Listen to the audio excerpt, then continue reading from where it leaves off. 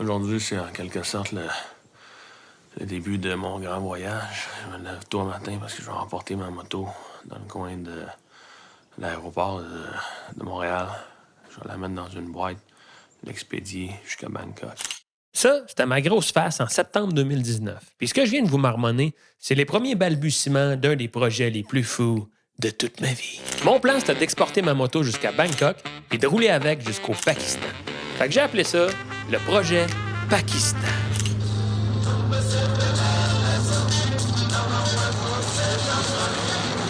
Alright, je rentre dans l'aéroport demain. Mon plan initial, c'est d'aller au Pakistan. Je sais pas si ça va marcher. On va voir. Première étape, c'était de se rendre en Thaïlande. Puis ça, c'était assez facile. Ben, tu sais, je veux dire, t'as juste à t'asseoir dans l'avion puis attendre. Parlant d'attente, j'ai arrangé mes affaires pour arriver en Asie 1 mois avant ma moto. Je voulais avoir du temps pour planifier mon voyage, puis aussi, prendre le beat de la place. Pourquoi un gars comme moi décide de faire ça? Ça a peut-être l'air un peu sauté sa tête, un projet de même. Tu sais, ça l'est un peu. C'est un peu capoté, puis moi, je trouve ça le fun en tabarouette. Est-ce que ça va être réaliste? Est-ce que ça va être réalisable de le faire? Je sais pas. L'idée, je pense, c'est juste de voyager avec la moto et d'aller dans des endroits qui sont pas touristiques. La moto donne cette possibilité-là d'avoir accès à des endroits complètement hors route, hors sentier. Je pense que ça va se dessiner live, c'est ça qui est le fun aussi. Allô? Allô, Dan, c'est Yurick. Comment ça va? Hey, ça va bien toi, Yurick? Oui, Dan, j'ai un beau projet pour toi à Saigon. Ça te tente de descendre? Ouais. C'est quoi le projet? Officiellement, la ville s'appelle Ho Chi Minh City. Mais tout le monde l'appelle encore Saigon. Fait que je me suis retrouvé à Saigon pour aider mon ami Yurick à tourner des pubs, tenez-vous bien, de rouge à lèvres. Fait qu'on a négocié avec des madames pour tourner dans un marché. On a visité un petit café pour voir si la lumière était belle. On a même fait du repérage un peu partout dans les rues. Ensuite de ça, on a commencé le tournage. On a tourné dans le petit café, la lumière était belle. On a tourné dans l'appartement de Yurick, puis la lumière était belle aussi. On a fait plein de belles shots un peu partout dans la ville. Ah, aussi, j'ai eu bien du fun avec mon assistant. Long, my assistant! Nangwa! Un mois après avoir posé les pieds en Asie, ma moto est enfin arrivée. Donc là, ça y est, on marche avec les responsables vers la moto. On marche vers ma moto, c'est incroyable. La voilà. Après avoir vu ma moto, j'ai attendu 20 minutes, 1 heure, 1 heure et demie. Après un bon 3-4 heures d'attente, ils ont finalement procédé à la livraison finale. J'allais pouvoir ouvrir le moteur puis sacrer mon camp.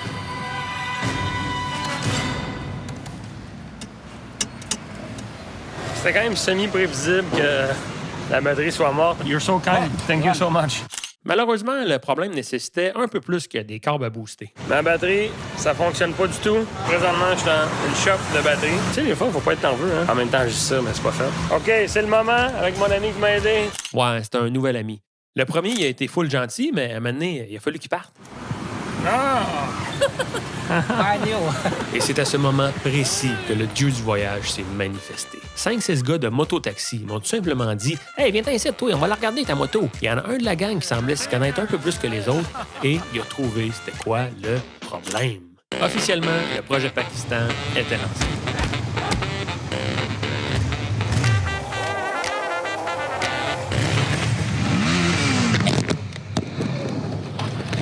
Mais c'est ce qu'on peut appeler un départ canon.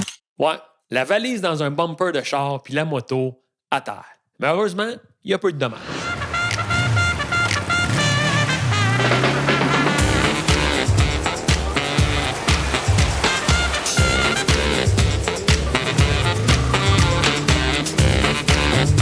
Pause lunch pour Danny. Profitez de cette petite pause pour faire une mise au point sur ma boucle d'oreille. Mes cheveux, ça va plus du tout, OK? Officiellement, je cale. J'ai toujours pensé à ça. Je me suis dit que c'est une boucle d'oreille, ça pourrait être pas pire. Fait qu'éventuellement, boucle d'oreille, cheveux qui calent, puis Jim, je vais devenir Monsieur Net.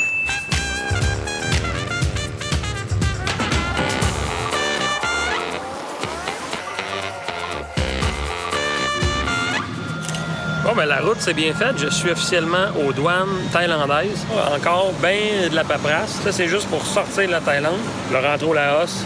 Je me croise les doigts. J'espère que ça va bien aller. Puis ça a vraiment bien été. OK, ça a peut-être pris genre 3h30, mais l'important, c'est que je t'ai rentré au Laos.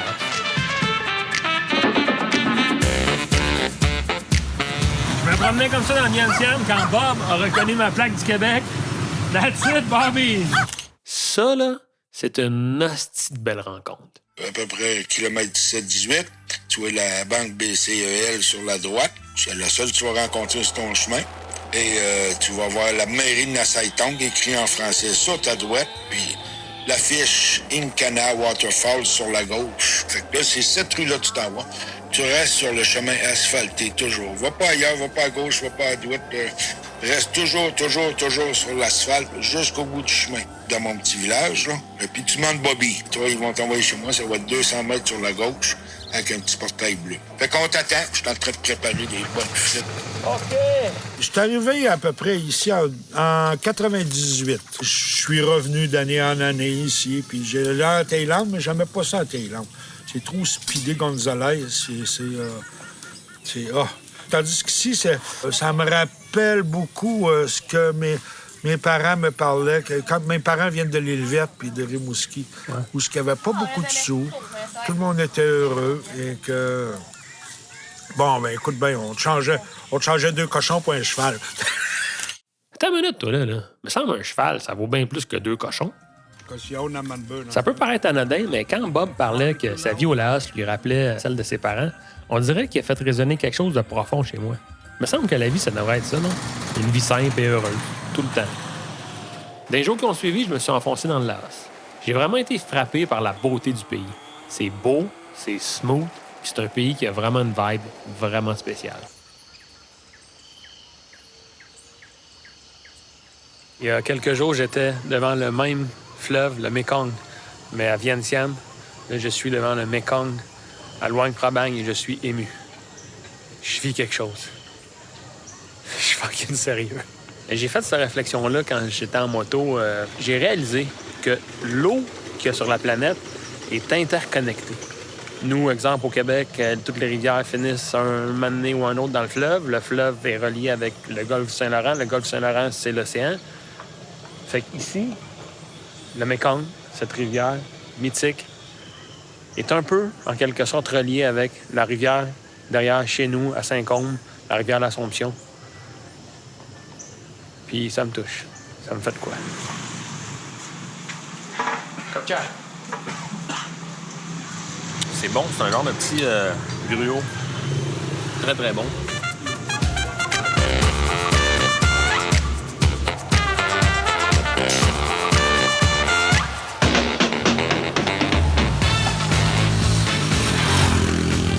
Eh oui, le retour sur 2 roues, mais cette fois sur un bon vieux bicycle à pédale. Salut! Salut au long.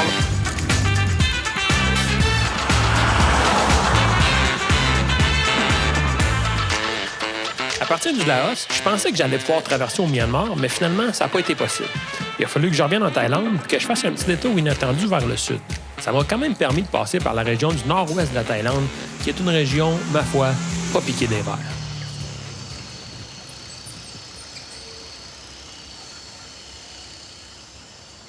Ce matin, je reprends la route en direction de Mae Sot, qui est la ville frontalière avec le Myanmar, où je vais traverser au Myanmar dans 48 heures. Puis en attendant, je suis chez mon ami Shaman, devant la moto. Very good, my friend in Mae Saliang. Yeah. Shaman, my friend. All the way to Pakistan. Bon, rendu ici, il faut que je vous explique un petit quelque chose.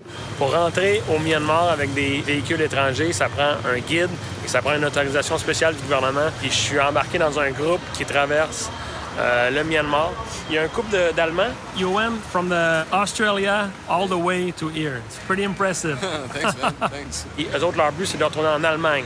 Fait qu'eux autres sont way next level. Puis les 2 Royal Enfield, c'est les 2 Indiens. Ces autres sont allés faire une grosse boucle en Asie du Sud-Est. Puis ils retournent dans le sud de l'Inde. Fait qu'on va faire 5 super grosses journées de moto. Puis le 18 décembre, normalement, je vais me retrouver en territoire indien.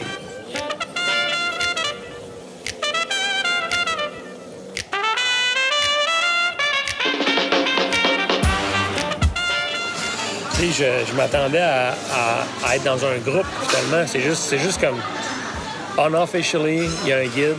Mais le guide nous a bien fait comprendre qu'on se voit ce soir à l'hôtel. Je suis plein de peur, hein?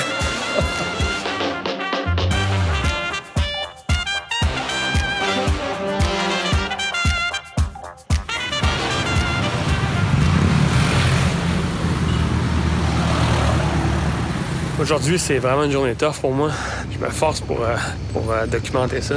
Hier soir, avant d'aller me coucher, tu sais, quand tu sens que tu commences à tomber malade un peu, j'ai comme vraiment eu mal à la gorge. Un genre de rhume, nez congestionné, tu sais, pas d'énergie, tout ça. En espérant que ma condition s'améliore cette nuit. Comment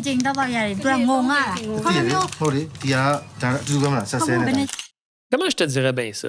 Le Jean Coutu du Myanmar, il est une petite coche plus random que celui qu'on a au Québec. Choice only one. Ah, OK. Choice. I choose. Yeah. 1, 2, 3, 1, 2, 3, 1, 2, 3. This one.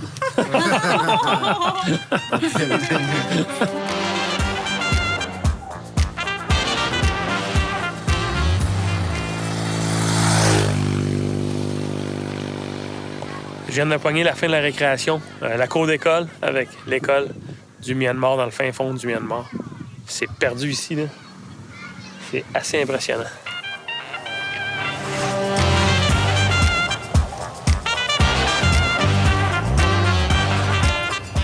En 5 jours de moto, la grosse leçon que je retiens de mon bref passage au Myanmar, c'est l'importance des routes. On le prend pour acquis. Au Québec, en Amérique du Nord, les routes, il y en a partout, ça va bien, ça roule partout.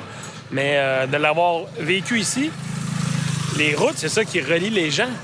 On a de la chance d'avoir des belles routes, même si on s'en plaint beaucoup. Après ça, la pollution puis l'étalement urbain, c'est un autre sujet. Mais je rentrerai pas là-dedans. Il faut que je vous parle d'une situation qui est excessivement importante. Un turning point dans le projet Pakistan, mais un vrai de vrai. J'avais lu sur les forums toute la patente par rapport au carnet ATA. Un carnet ATA, c'est un passeport pour des objets de valeur. Dans mes recherches, c'était pas clair si l'Inde avait absolument besoin ou pas absolument besoin du carnet. Mais bottom line, c'est que j'ai pas de carnet ATA. Puis pour rentrer en Inde, le guide m'a confirmé que la première chose qu'il demande avant ton passeport, si tu veux rentrer avec une moto étrangère, c'est le carnet ATA. Là, plusieurs choses sont en jeu. Est-ce que je poursuis mon voyage sans ma moto ou est-ce que je modifie les plans? C'est un gros turning point pour moi. Puis je pense que la suite, je vais avoir besoin de temps pour réfléchir. Fait que la suite, plus tard.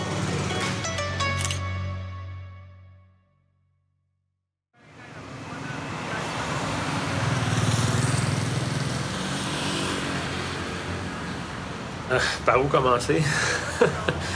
En arrivant à Mandalay, je me suis mis à faire de la fièvre. Je couvais un petit microbe depuis quelques jours, puis je pense que mon corps était un peu en mode survie. Il me gardait là. Petite parenthèse, je suis sûr que les gars, vous allez pouvoir comprendre ce que j'ai vécu. Là. Moi, être malade au Québec, j'ai l'impression que je vais mourir. Être malade tout seul dans le fin fond du Myanmar, j'étais vraiment pas bien. Pour ce qui est du projet Pakistan, je me voyais mal être en Inde. De traverser l'Inde soit en train ou d'acheter une moto là-bas. Là, ça commençait à devenir un peu trop farfelu pour moi. Je me voyais mal aussi gérer tout ce projet-là tout en écrivant ma série. OK, petit détail important ici. Pendant mon voyage, j'écrivais la 2e saison de la série La Maison Bleue. Puis, il a fallu que je me rende à l'évidence que de continuer mon voyage sans ma moto, ça compromettait trop mon écriture. C'est un peu surréaliste ce qui se passe. J'espère que je prends la bonne décision. S'il y en a qui croient que les objets sont vivants, elle a toute une vie, cette moto-là. Elle s'est fait acheter il y a 10 ans au Québec et je pense pas qu'elle aurait cru finir ses jours à quelque part au Myanmar. C'est ce qui va y arriver. Ouais, sa photo, je suis souriant, mais les semaines qui ont suivi ont été vraiment tough. Ça m'a pris un petit moment pour réaliser ce qui m'arrivait, de me faire à l'idée que j'allais pas y aller au Pakistan. Tout à coup, la suite de mon voyage était devenue vraiment floue. Fait que j'ai décidé d'aller à Da Nang, une belle petite ville que j'adore qui est située dans le centre du Vietnam. De là, j'allais pouvoir souffler un peu puis préparer la suite. Oui, j'en profite pour vous présenter mon nouveau bicycle. Une petite location. Yamaha FZ quelque chose. 150cc. C'est de la merde. C'est beau le Vietnam. Moi, j'ai un gros crush avec le Vietnam. Même si c'est super beau ici, il y a quand même des scènes un peu désolantes. De chaque côté, il y a des flancs de montagne qui sont à vif. Je sais qu'on aime ça le bois pour se faire des chaises, des tables, des maisons, mais faut réaliser le coût écologique, toutes les affaires qu'on prend pour acquis. T'sais, nous autres, les humains, il va falloir qu'on le comprenne puis qu'on lui donne son break à la planète. Comme vous venez de le voir, j'étais dans une réflexion profonde. Mais j'ai aussi réfléchi sur la suite de mon voyage. Puis, j'ai décidé de rentrer, mais en faisant un petit détour. Mon nouveau plan, c'était de louer un char à Vancouver, de descendre la côte ouest, puis de rentrer au Québec en traversant les States. Pendant que je traversais l'État formidable qu'est l'Oregon, j'ai reçu un coup de téléphone de ma mère. Elle avait une idée à me proposer. Ça fait 4 mois et demi que je suis parti. Puis si on m'avait dit, quand je suis parti au mois d'octobre 2019, que j'allais attendre ma mère à l'aéroport de San Francisco, qu'elle allait faire un bout dans mon voyage, j'aurais jamais cru ça. Mais mesdames, messieurs, c'est ça qui se passe. C'est un nouveau chapitre qui s'ouvre. Le voyage mère-fils. Bon, ben là, ouvrons l'œil. Et le bon. Pourquoi? Ben, faut tout voir. Ta tank est-tu pleine, là? Elle est à moitié. Quand on repartira tantôt, on pense prendre de l'essence. Ça va être correct. Oh, fais pas comme ton. Moi, mon auto, par exemple, je la garde pleine tout le temps. Ouais, hein? Ah. Tu prends pas de chance avec ça. Non, il faut que je parte d'urgence à quelque part, là. Ah, ouais. Je suis prête. On est dessus! On est dessus, là! On est dessus!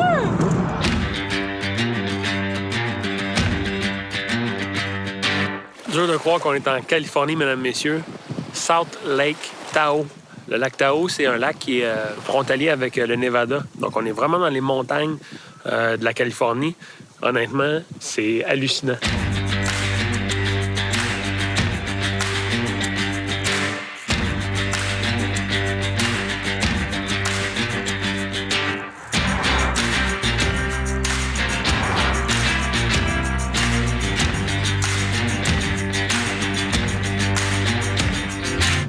Donc, ce soir, on est à Ely, Nevada. La seule activité qu'il y a à faire ici, c'est manifestement aller au casino. Puis ma mère, croyez-le ou non, t'es jamais rentré dans un casino. Rentré dans le casino.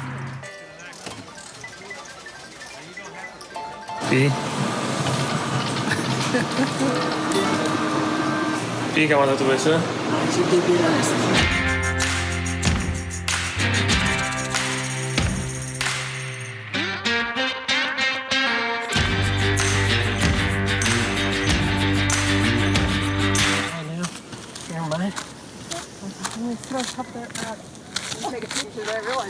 Je sais pas s'il y en a parmi vous qui croient à la réincarnation. Derrière, c'est sûr c'est quelqu'un ça, qui s'est retrouvé dans une roche. Qu'est-ce que t'en penses, man?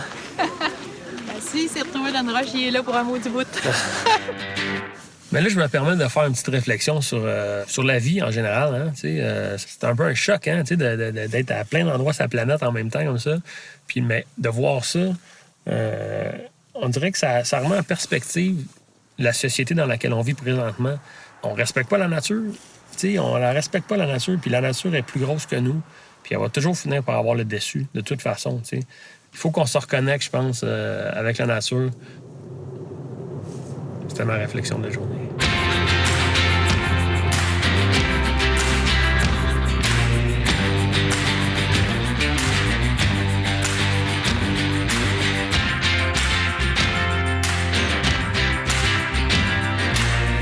On n'est plus habitué de passer autant de temps avec nos parents. Tu sais, comme ma mère, qu'est-ce que j'ai remarqué, c'est qu'elle dit tout ce qu'elle fait. Tu sais, tout ce qu'elle fait, elle dit. J'ai-tu l'air d'un fils ingrat?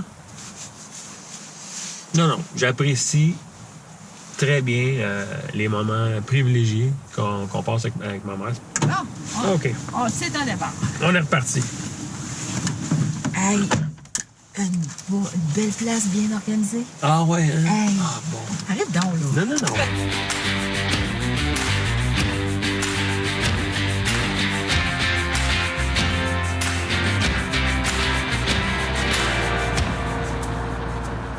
Donc, c'est vraiment littéralement mes premiers pas dans la ville. Et là, je me dirige vers le Pepsi Center, mesdames, messieurs, voir une game de l'Avalanche du Colorado. Landeskog spins away. Landeskog leaves it for Nathan McKinnon. McKinnon in, shoots, he scores! Eh, mon Dieu, c'était marrant, là! Oui.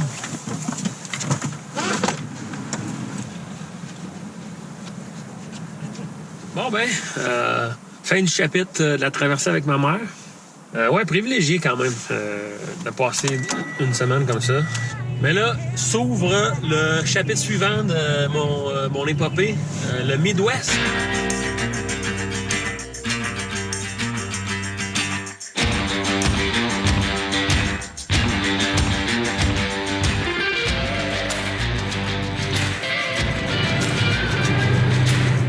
update. Je suis maintenant du côté du Wisconsin. Et toujours aujourd'hui, la destination visée, c'est Milwaukee. Ah, je te vois le body, là. Ouais. Way to go! Yes, sir. Ça va, Lui, c'est Pat Chaput. On se connaît depuis l'école primaire, mais on est vraiment devenus amis à l'adolescence. Enfin, ça marche ton plan de match? Ouais. Notre plan, c'est d'aller voir jouer un certain Cole Caulfield qui joue pour les Badgers de l'Université du Wisconsin.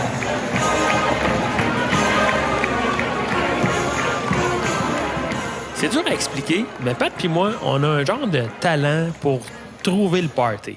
Cette soirée-là, on a abouti dans le bar le plus hot de la ville, puis on est tombé sur nul autre que Cole Caulfield en personne.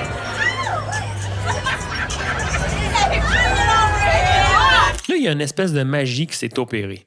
On a vu un autobus privé avec du monde sur le party qui montait dedans. Fait qu'on est monté nous autres aussi, puis on a roulé 45 minutes sans savoir où est-ce qu'on s'en allait. On s'est retrouvés dans un house party complètement random.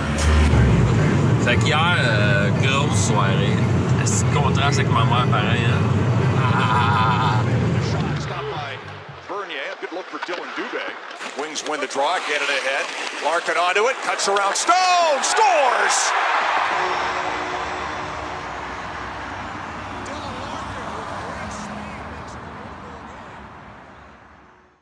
J'adore Chaput, il est en train de chier.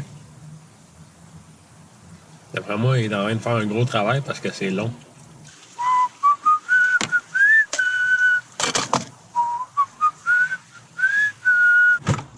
Ah! C'est mon petit cul, man. Ah ouais, hein? Tu sais, quand ça passe par-dessus, puis là, tu sais, c'est plus long de t'essuyer quand tu chies, là. Ah, tu l'as mis en... C'était con.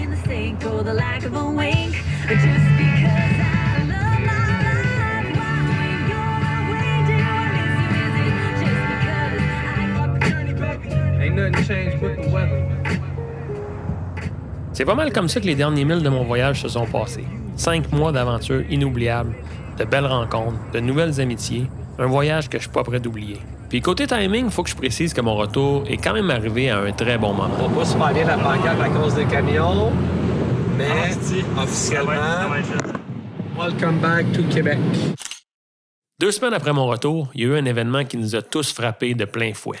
La crise de la COVID-19. À court terme, cet événement-là, c'est une tragédie. Mais si on regarde ça d'un point de vue un peu plus large, ça se peut-tu que ça soit une bénédiction? Un genre de pas par en arrière qui va nous permettre d'en faire 2 par en avant?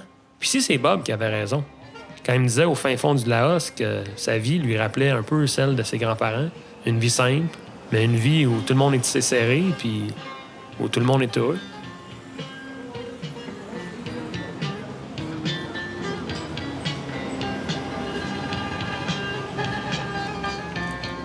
Aujourd'hui, c'est la fin de l'épopée de la boucle d'oreille. Mon ami Dave, avec sa pince, va m'enlever ça. Pour être bien honnête avec vous, je l'assumais plus, là, ma boucle d'oreille, depuis un certain temps. Oh, Oh! Tabarnak! All right, merci Dave.